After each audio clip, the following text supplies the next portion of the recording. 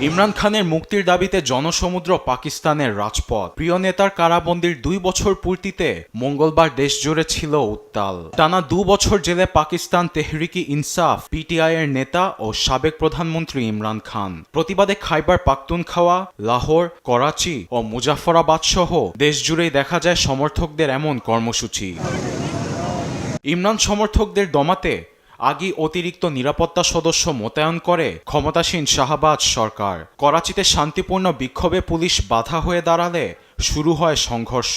কাঁদানে gas ছোড়ে নিরাপত্তা বাহিনী। জবাবে ইটপাটকেল ছুড়লে রণক্ষেত্রে পরিণত হয় রাজপথ। অনেক জেলায় জারি করা হয়েছে 144 ধারা। পিটিআইয়ের মুখপাত্র জুলফিকার বুখারীর অভিযোগ, দেশজুড়ে তাদের অন্তত 250 সমর্থককে আটক করা হয়েছে। সরকারের দমনপীড়নের মুখে পিছু না হটার ঘোষণা দিয়েছেন ইমরান খান। এক্সের পোস্টে গণতন্ত্র পুনরুদ্ধার না হওয়া পর্যন্ত শান্তিপূর্ণ প্রতিবাদ চালিয়ে যাবার ডাক দেন এ কারাবন্দী নেতা। এদিকে পাঞ্জাব প্রদেশের আঞ্চলিক সরকারের মুখপাত্র উজমা বুখারী পিটিআইকে সন্ত্রাসী সংগঠন হিসেবে আখ্যায়িত করেছেন। তার বক্তব্যের প্রতিবাদ জানিয়ে প্রত্যাখ্যান করেছে পিটিআই।